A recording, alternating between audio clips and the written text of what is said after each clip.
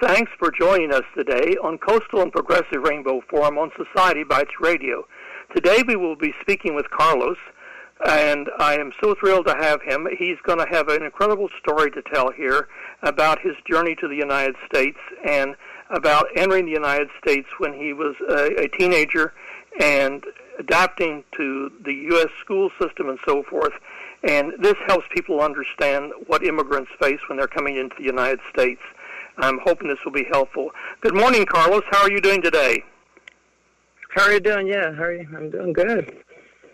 Okay. Listen, let's let our listeners know here a little bit about your coming to the United States. And I guess we're not going to give the exact area that you came from, but you came in the United States from one of the Caribbean islands, and but you can tell us a little bit about, you had relayed to me earlier in earlier conversations about some of the issues you were facing, in trying to integrate into the school system and about trying to understand U.S. culture and coming to such an alien world to you. Correct. Tell us about one of your earliest memories as when you arrived in the United States. Can you want to recall that, or what is one of the memories that sticks out in your mind as when you first arrived? Well, when I first arrived, I remember the snow, definitely that. Well, when I first arrived, I had big difficulties with my English, so it was very frustrating not be able to speak English. So it wasn't my principles, to just learn it as soon as possible. And it was very confusing communicating. A lot of people, there's a lot of bullies, in which I was very surprised in comparison to my country. And the culture out here is kind of a little bit very different in the sense of level of respect, and it was very shocking for me I had to really struggle to learn the English. I was just reading, watching cartoons, TV as much as I could have. And I had some good sets of teachers that did help me out. I had a couple of classmates that did help me out. But overall, it was a little bit different for me in the sense that we didn't sing the national anthem. There was no union of the country, unity in the sense where I wanted to look for a source of comfort where I could okay, so this is the United States, let me feel comfortable, let me learn the language. And I was trying to see where people came together. And that was one of the things that I learned, that there's not much of that. And it was a big struggle for me because I had to kind of find my own circle, find my own ways, find my own sets of friends, and know what's my mindset in comparison to other people's mindset. And my dad will tell me a lot of things like, hey, you're not going to be treated like 100% well this way, but you have to learn that you have to be patient, and with education, you're always going to kill it. You're always going to win. And as long as you educate yourself, so that's what I've been just trying to do, and I'm just trying to get the best out of my been trying to get myself to the best of my abilities and just doing my thing. Yeah. Next question. Okay. So when you started adapting to the United States, you said you struggled with your English.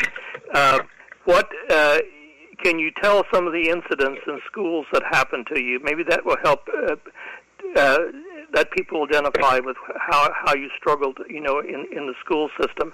Because you think you said you were 13 when you re-entered the United States? Correct. Yes, I was 13. The one thing is that there wasn't a strong program for the bilingual people. And another thing too, that, for instance, in the Dominican Republic, I was learning certain things in math or in English, And when I came down here and noticed that the bilingual classes, they kind of dumbed down the classes as if we wouldn't know was the content. The only thing we need to the only thing I needed to know was the translation of it. And I knew that I was, for instance, I was in 6th grade overseas, and when I came back here, I was being taught things that I was in 3rd grade, 4th grade. And those are the things that I kind of noticed, that I was just kind of like going through school and doing the same things I did years ago. So by the time I got to high school, I felt like I didn't get all the education I needed it. Just because the bilingual system that they kind of had was like, they lowered the practically at academics. Instead of like translating what we were supposed to know, and they would just dumb down the classes. So like we were doing timetables, how to do a paragraph, things like of that kind, instead of like actually teaching us the translation parts of it on the same level of grade that we should be taught on. But yeah.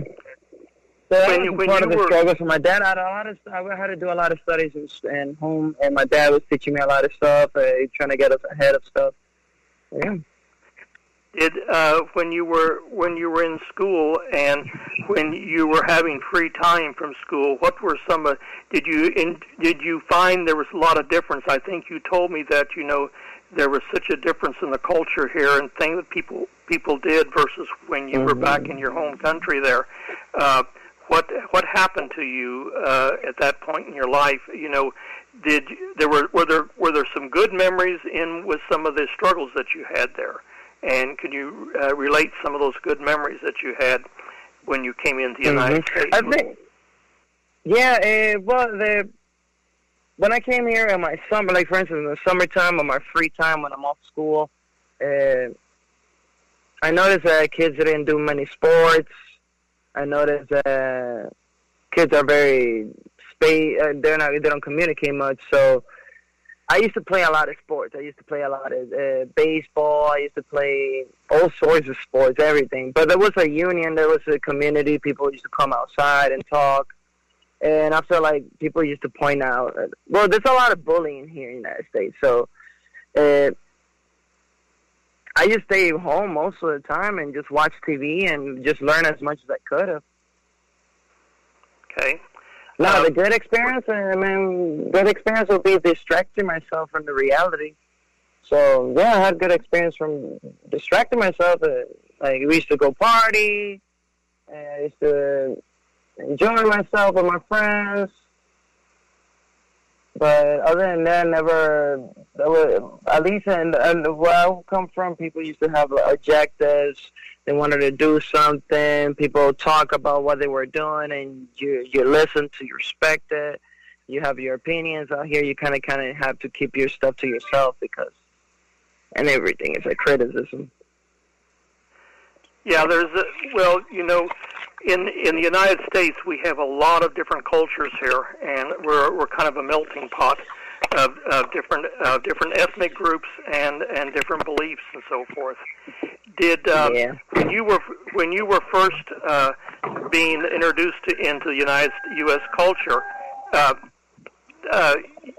so what did you think? Well, first off, okay, what your friends that you said you had some friends in school that helped you, okay? And was there anybody else that you can remember that was positive in your life that was helping you? Did they have any social workers that helped you or anything like that? No, I never had social worker. Really, what we needed was translation and get used to the system, how people are. They just kind of be more to yourself. Keep it more to yourself. It's just the culture could be very different. But then I think everybody just go through the same experience. I don't think it's really a matter of a language barrier. Or it can be. It could be a lot of it. But I think it's just as a culture in a country, people are just generally being treated like that. And like a lot of my friends nowadays, they got disencouraged and a lot of things because, for instance, you could be in a neighborhood and you'll have a cop tell you, hey, get out of the road before I ruin your life, and that could be traumatizing. So I think just people in general just go through that here. But yeah. Let's let's bring you more forward into what's happened to you since then, and without naming any specific thing or anything, you've had some success now. You've built your life to put your life back together, and you have been able to. You've had a career. You've worked with people and so forth. That's certainly been a positive experience for you, and I know you're thinking about starting your own business, and with possibly some help, and so that's positive. Would you want to relate some of your thought process that went into your previous career and with helping people?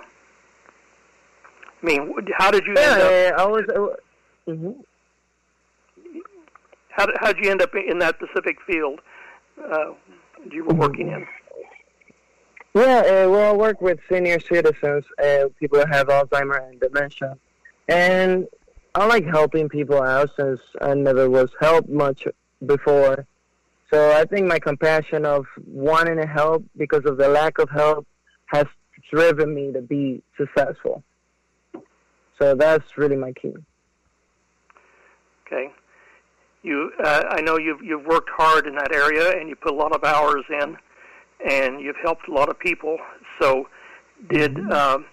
when you've been looking at other business opportunities, you've thought through, I know, several things, and you related to me that you had encouraged from other people as well to move forward in some areas. So, that's good. What do you think would be? Let's look at in 5 years from now. Where would be an ideal situation for you to be?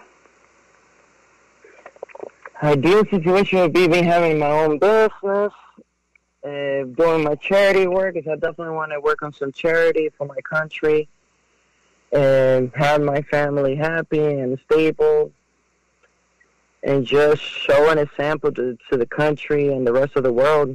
It's really my objective. Okay.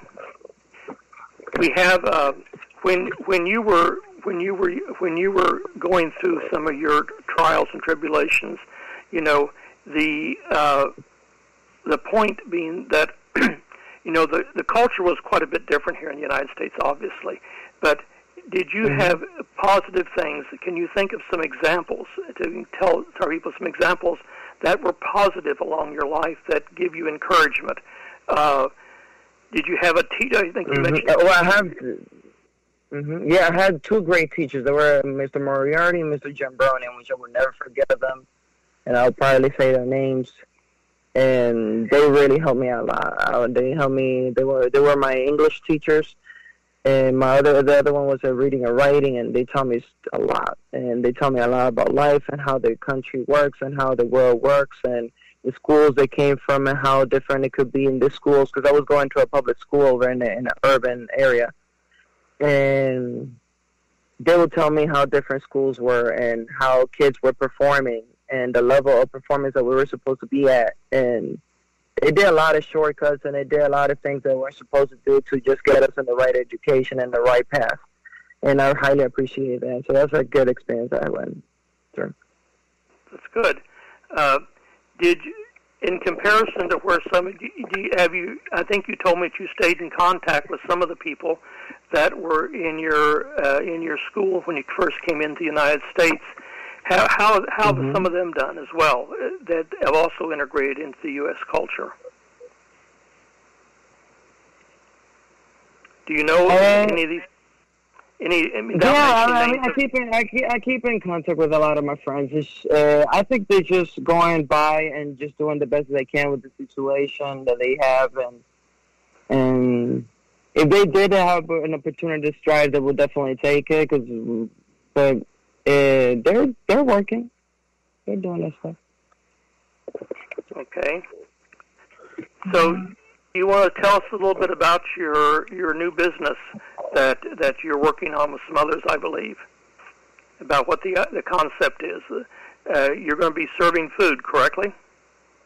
Correct, yes. So basically, I just wanted to target certain senior areas where they are lacking on breakfast or food services. and what I'm trying to do with the